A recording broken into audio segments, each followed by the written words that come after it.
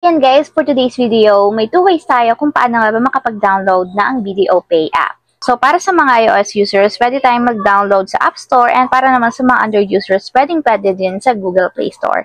So, ayan guys, i-open ko na yung aking Google Play Store. And then, pagka-open guys, dito sa ating Google Play Store, pumunta lang tayo sa search bar.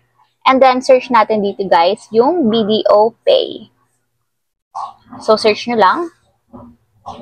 And open nyo guys itong application na to. So, nakalagay is Video Pay, BDO Unibank Incorporated. So, kung makikita nyo guys, meron siyang 4.9 ratings, 82 megabytes yung file size niya, and meron lang naman siyang 1 million downloads worldwide.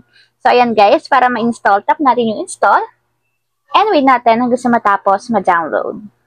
So, ayan guys, after ma-install, tap natin yung open para directly mapunta tayo sa pinakang application. And dito guys, tap lang natin yung next. And tap natin yung let's get started.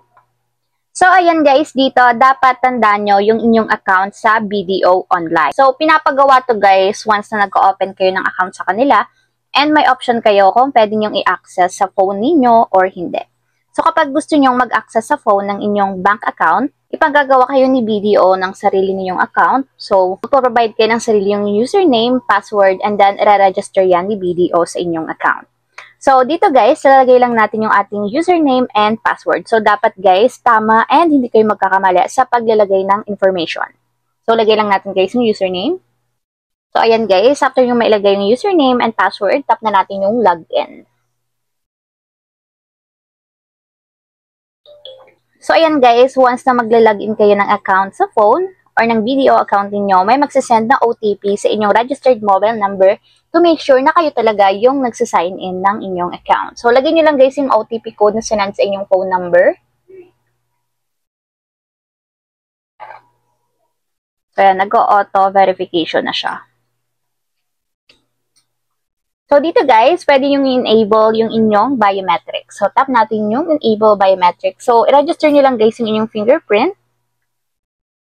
And bukod guys sa fingerprint, pwede din kayong maglagay ng sarili nyong PIN habang magbubukas kayo ng inyong BDO Pay app. So, mag-set lang kayo guys. And then dito guys is i-re-enter nyo lang, lagay nyo ulit yung inyong PIN. And then after nyo may lagay guys yung inyong create na PIN, tap na natin yung next.